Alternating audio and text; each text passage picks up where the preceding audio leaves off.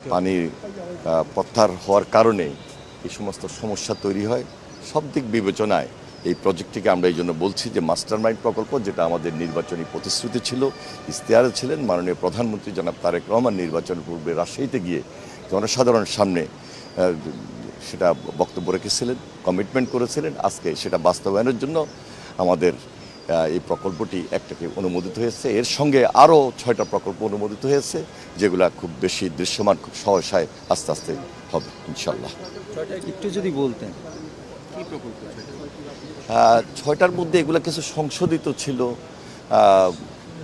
বিগত যে interior government ওনারা কয়েকটা প্রজেক্ট করেছিলেন, তার মধ্যে স্থানীয় সরকার মন্ত্রণালয়ের প্রজেক্ট রয়েছে, কৃষিভিত্তিক প্রজেক্ট রয়েছে। আমি স্পেসিফিক এই মুহূর্তে বলছি না, এই মুহূর্তে যেটা আমাদের সবচেয়ে বেশি প্রায়োরিটি সেটাই আপনাদের সামনে তুলে ধরলাম। কত পানি এখানে সংরক্ষণ করতে পারবো এবং এটা কত জমিতে আপনি ফসলে সুবিধা দিতে পারবো, এই বিষয়গুলো আছে? এটা আমাদের সেই যে অঞ্চল, বাংলাদেশের 3 ভাগের 1 ভাগ, যেখানে 7 কোটি মানুষ এর সর্বোচ্চ সুবিধা পাবে। বলা যায় কুষ্টিয়া, ফরিদপুর, বরিশাল, যশোর, খুলনা, ওই অঞ্চলগুলা, সেখানে 24টা জেলার জনসংখ্যা, জনগণকে আমরা সম্পৃক্ত করতে পারবো এবং এর ফলে আমরা যে সুবিধাটা পাবো, এই সুবিধাটা আমি ইতিমধ্যে ব্যাখ্যা করেছি, যার কারণে এই প্রজেক্টটা সবচেয়ে বেশি গুরুত্বপূর্ণ। যা সম্পূর্ণ জিওবি ফান্ড, আমাদের গভর্নমেন্ট, আমরা এই ফান্ডটা 7 বছর লাগবে এই প্রজেক্টটা শেষ করতে। 2033 সনে এই প্রজেক্টটা শেষ হবে। তাহলে প্রতি প্রজেক্টটা যদি 35,000 কোটি টাকার প্রজেক্ট, 5/7 এক বছর 5,000 কোটি টাকা আমাদের সরকারের জিওবি ফান্ড থেকে এটাকে এখানে এঙ্গেজ করতে হবে। তবে এইটা ফার্স্ট ফেজ।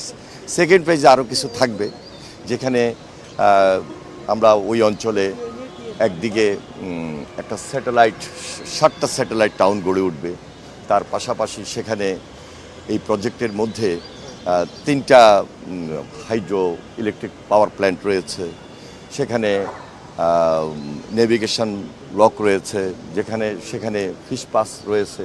সুতরাং সব কিছু মিলে অত্যন্ত গুরুত্বপূর্ণ এবং এই প্রকল্পটা দেশবাসীর জন্য সবচেয়ে বেশি গুরুত্বপূর্ণ। জনগণ এই যে সামনের যে বাজেট, সামনের যে অর্থ বছর, আমরা তো ইনশাল্লাহ খুব সহসায় আমরা শুরু করব, যার কারণে আজকে এই একটাকে এটা অনুমোদন হয়েছে। 34,494 কোটি টাকা।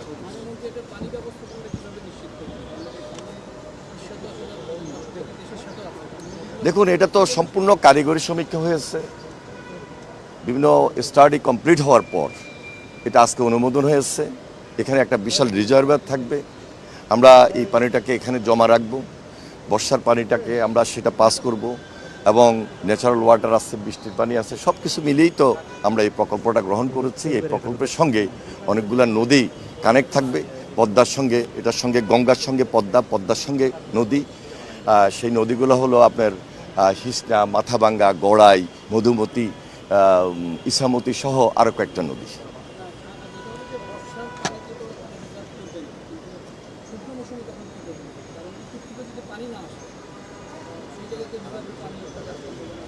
আমরা তো দেখুন যে এখানে আগেই বলেছি একটা টেকনিক্যাল দিক, এখানে বর্ষার পানির বাহিরেও আমাদের খাল খনন প্রক্রিয়া, যখন আমাদের সারফেস ওয়াটারটা থাকবে এটার সঙ্গে কানেক্টেড, আর রিজার্ভারের মধ্যে তো আমরা পানিটাকে রিজার্ভে করব, আর রিজার্ভটা করার ক্ষেত্রে তো টেকনিক্যাল দিকটাই সবচেয়ে বেশি গুরুত্বপূর্ণ।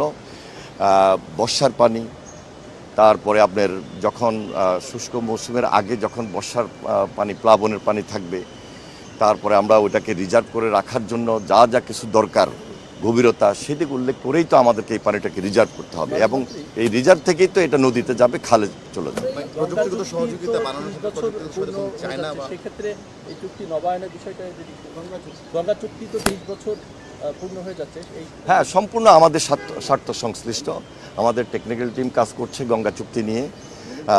আশা করছি যে এই বছরেই আমরা এটাকে রিভিউ করব এবং পার্শ্ববর্তী দেশ ভারত, তাদেরও সেখানে স্টাডি কাজ করছে। সেই জন্য আমাদের যে